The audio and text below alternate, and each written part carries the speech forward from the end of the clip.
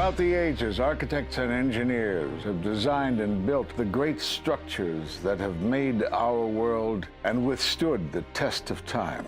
Hi, I'm Ed Asner. Welcome to Architects and Engineers. Let's look now at modern steel frame buildings. This is the Empire State Building, a marvel of modern architecture. It was built to last. Architects and engineers of today use computers to design and engineer buildings that will endure the forces of nature, such as earthquakes, fires, and hurricanes. This modern skyscraper was also built to last.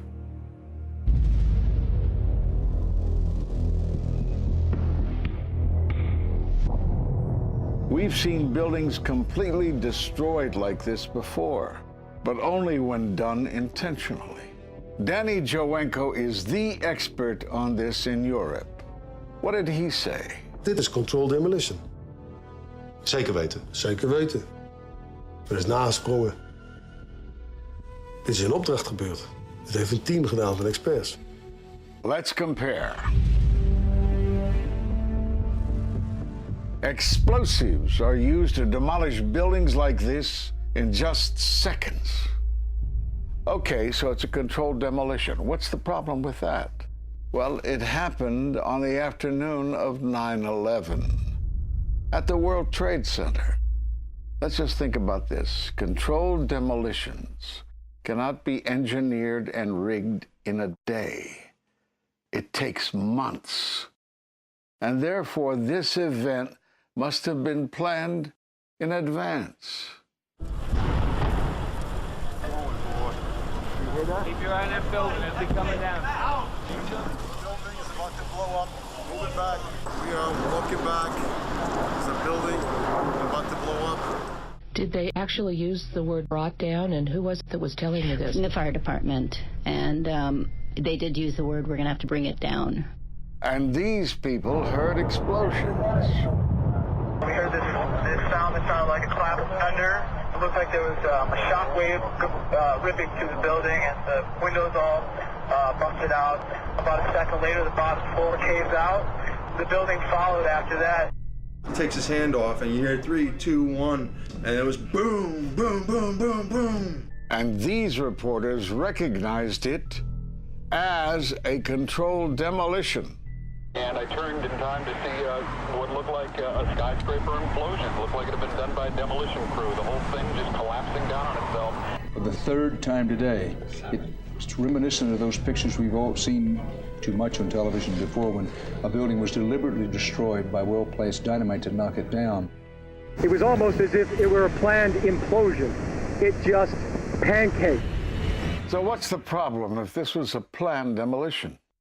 Well, we are told by government agencies that this building came down as a result of normal office fires. The National Institute of Standards and Technology produced their final report in 2008. World Trade Center 7 collapsed because of fires fueled by office furnishings. It did not collapse from explosives or from fuel oil fires. But what do you think brought down the building? And what caught my eye is more than 1,300 architects and engineers examine the evidence about Building 7's collapse and disagree with the official report issued by the National Institute of Standards and Technology.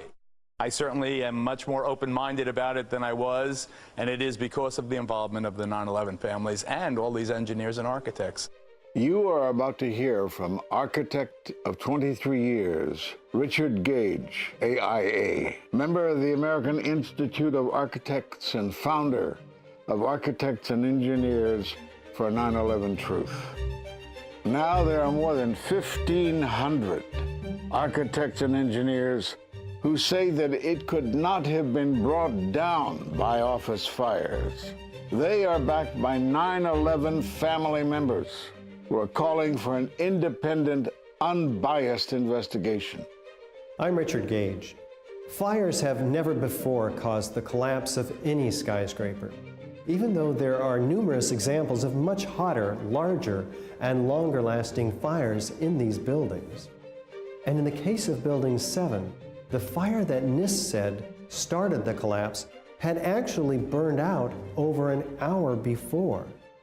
It could not have caused the collapse, as NIST claims. Yet this 47-story, modern steel-frame skyscraper, which was not hit by an airplane, collapses mostly into its own footprint like a house of cards, as fast as a bowling ball falling off the side of the building, in just under 7 seconds. Listen to the experts. Building number 7 descended in free fall for the first 100 feet, which means that there was absolutely no resistance to the descent whatsoever. NIST has admitted it went into free fall for 8 stories. And going from motionless to free fall instantly, that's a bothersome part of the puzzle because NIST never explained it. We've got a building that came down in its own footprint, so all of the columns really needed to be severed at the same time in order for that structure to fall the way that we saw. The symmetry is the smoking gun.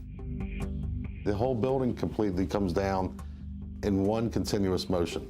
There couldn't have been any structural resistance. According to NIST, the failure occurred at column 79 on level 12. They're talking about a single columnar collapse or failure that resulted in a total collapse of the building. It is possible that you could have a local failure as a result of a connection failing. But the likelihood of that failure dragging the entire building in such a fashion that all the columns would fail at the same time is an impossibility. Impossibility? Yes. What I saw, it was a classic implosion. The center of the core, the penthouse area, starts to move first, and then the building follows along with it. I'd like to know why NIST excluded the document from FEMA in Appendix C that documented the evidence of melting steel. Why is this forensic evidence not being included in the report? In an office fire, you cannot generate enough heat to melt steel. And yet we have evidence of molten iron. R.J. Lee Company, USGS, and Dr. Stephen Jones's work, all three separately found these microspheres. In the dust, we found what we characterize as unreacted thermitic material in the shape of some very tiny red-gray chips, which have different properties, and in the reaction they produce molten iron, which is the prime indication of a thermitic reaction. And such a reaction can be used to destroy steel structures.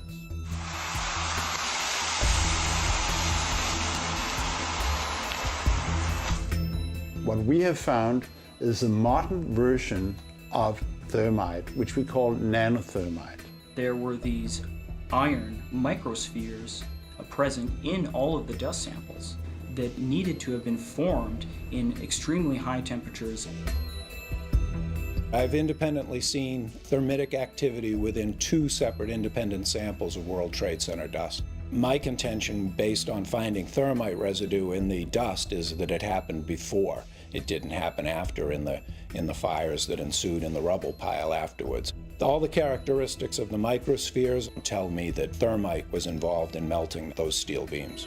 So thermite, if it was present at the World Trade Center and created this molten metal that so many witnesses and photographic evidence shows, would also explain the fact that the fires could not be put out at Ground Zero.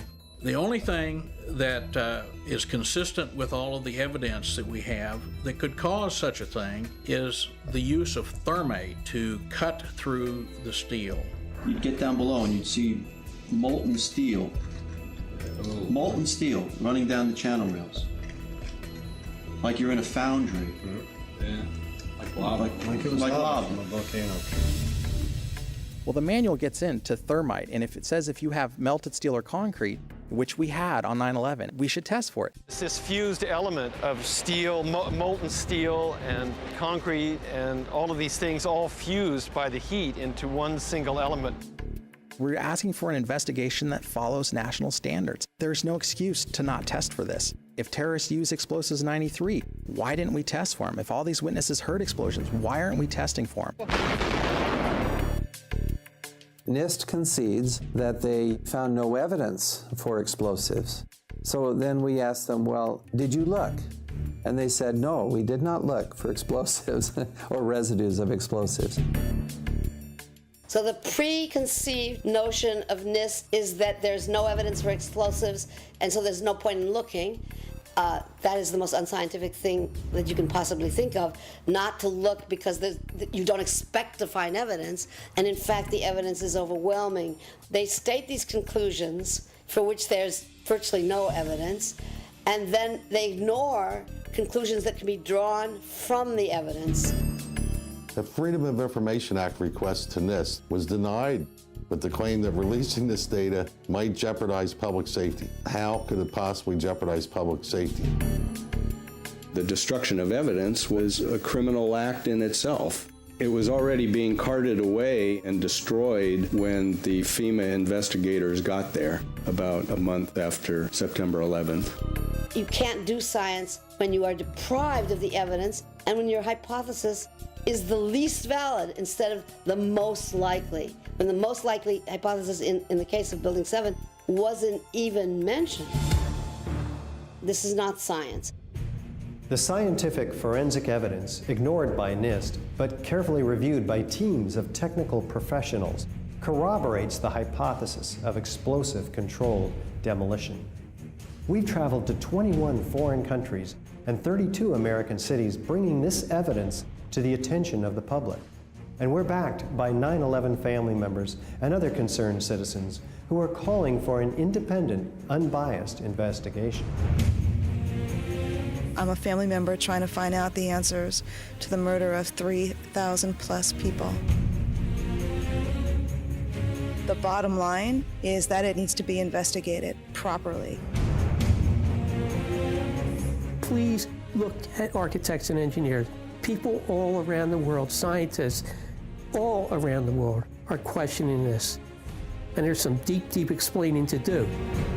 It took some kind of consciousness raising on my part before I was willing to look at the possibilities. And really, you need to go where the evidence leads. As an engineer, and I have 3 degrees in engineering, I signed that petition for architects and engineers for 9/11 Truth some time ago because the American people absolutely need the truth of 9/11. Look at the evidence. In fact, I'll say this very categorically. Any reasonable person who looks at the evidence that's been brought forward has got to come away with the feeling that something has to be done, a real investigation has to be put forward. We will never heal. This country will never, ever, ever forget that day. We have to demand a new investigation. I want justice here. The country owns this. We were all victims. You all should want answers. It's not just ours, not just mine. We all lost something that day. It's distressing for everyone to come to terms with this evidence, but we must pursue the truth wherever it leads. Look at the evidence and decide for yourself.